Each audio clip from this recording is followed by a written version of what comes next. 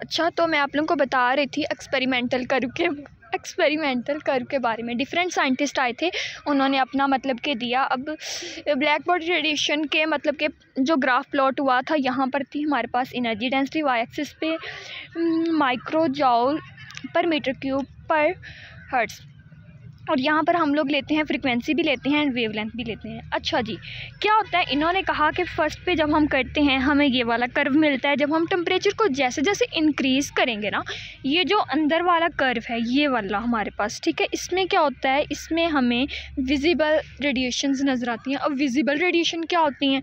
Visible मतलब कि वो वाली रेडिएशंस जिनको हम क्या कर सकते हैं, देख सकते हैं। और इस वाले पोर्शन में हमें इंफ्रारेड रेडिएशंस मिलेंगी और इस वाले पोर्शन में हमें अल्ट्रावायलेट रेडिएशंस मिलेंगी। आप लोगों को पता होगा कि जो हमारी वेवलेंथ होती है वो इन्वर्स रिलेट करती है किसके साथ, हमारी फ्रीक्वेंसी के साथ।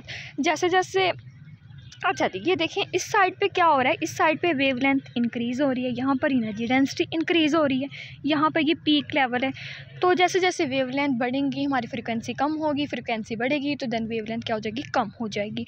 अब टेम्परेचर अगर हम हाई करते हैं, जैसे जैसे ये देखो मैंने पहले 200 था, फिर 300 था, फिर 400 था, फिर 500 था। अब जब हमारा टेम्परेचर क्या हुआ, हमने हाई किया, हमारी वेवलेंथ शॉर्ट होती जा रही है। ये देखें ये हमारे पास पॉइंट यहाँ पर है, फिर यहाँ पर मिला हमें, फिर यहाँ पर टेम्परेचर क्या होता जा रहा है, हम हाई कर रहे हैं, ये पीक लेवल है, तो हमारी वेवलेंथ हमें शॉर्ट मिल रही है। और इसी तरह से जैसे जैसे हम टेम्परेचर को बढ़ाएंगे हमारी वेवलेंथ कम होगी एंड एनर्जी डेंसिटी क्या होगी, इंक्रीज़ करेगी। ये फैक्टर मैंने राइट कर दिया, यहाँ से आप लोग देख सकते हो। और इसके बाद हमारा नेक्स्ट है जो, अच्छा जी, मैंने आप लोगों को बताया है, एक सॉलिड ऑब्जेक्ट लेते हैं, उसको हीट करते हैं, रेडिएशंस क्या होंगी, अब्जॉर्ब या फिर एमिट होंगी। अब हमारे पास 3 तरह की रेडिएशंस निकलती हैं। एक हमारे पास अल्ट्रावायलेट रेडिएशंस आती हैं, एक हमारे पास विजिबल आती हैं, एक हमारे पास इंफ्रारेड आती हैं। यूवी की जो हमारे पास रेडिएशन है, उनकी जो हमारे पास वेवलेंथ है वो 100 से लेकर 400 तक नैनोमीटर तक होती हैं। और जो हमारे पास विजिबल की हैं वो 400 से लेकर 700 तक होती हैं। और जो हमारे पास इंफ्रारेड की हैं वो 700 नैनोमीटर से लेकर अबव द 700 होते हैं, ठीक है। एंड वेवलेंथ भी इन्होंने बता दिया, जब 10⁻15 से लेकर 10⁻17 हर्ट्ज़ तक होगी तब हमारी वेवलेंथ होगी।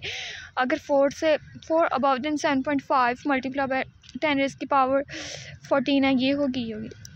विजिबल वाला फैक्टर था, इसीलिए मतलब कि क्लासिकली इसको नहीं सही प्रूफ किया गया था, लेकिन इसको क्वांटमली एक्सप्लेन किया गया था।